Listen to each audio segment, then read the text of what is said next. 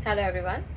Section 43B clause H of income tax act 1961, इस section के messages WhatsApp पे बहुत सर्कुलेट हो रहे हैं एंड बहुत सारी क्वेरीज आ रही है अकाउंटेंट्स के, व्यापारियों के, कि आखिर ये नया रूल क्या है कि 45 डेज़ के अंदर पेमेंट करना है, अदरवाइज़ आपका परचेज अमाउंट डिसअलाउड हो जाएगा।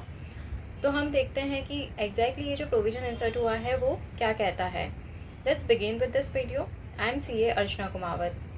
हमारे CA स्टडीज़ में सेक्शन 43B को टांग अड़ाने वाली सेक्शन कहा करते थे। अब इसमें एक और नया प्रोविज़न आ गया है।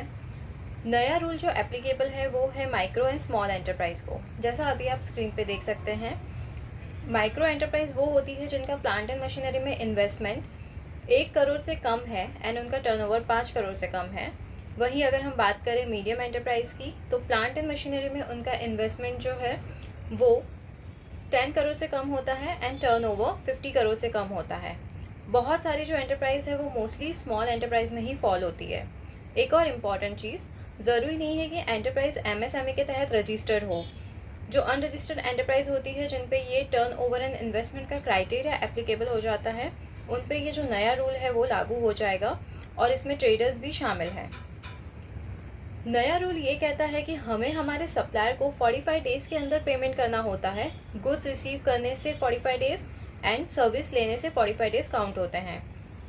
जनरली मार्केट में ये जो क्रेडिट पीरियड था ये 90 दिन का हुआ करता था, जिसे गवर्नमेंट ने रिड्यूस करके 45 डेज़ का कर दिया है।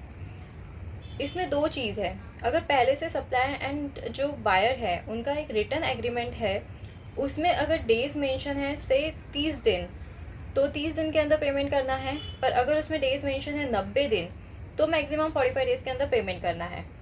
सेकेंडली, अगर कोई रिटर्न एग्रीमेंट नहीं है तो 15 दिन के अंदर ही पेमेंट करना है। अगर हमने 45 डेज़ के अंदर पेमेंट नहीं किया तो इसके क्या कंसिक्वेंसेस हो सकते हैं। जनरली अगर जो 15 फरवरी के बाद परचेज होगी उसका पेमेंट का हमें ख़ास तौर पे ध्यान रखना है। उसका पेमेंट 31 मार्च 24 के अंदर हो जाना चाहिए।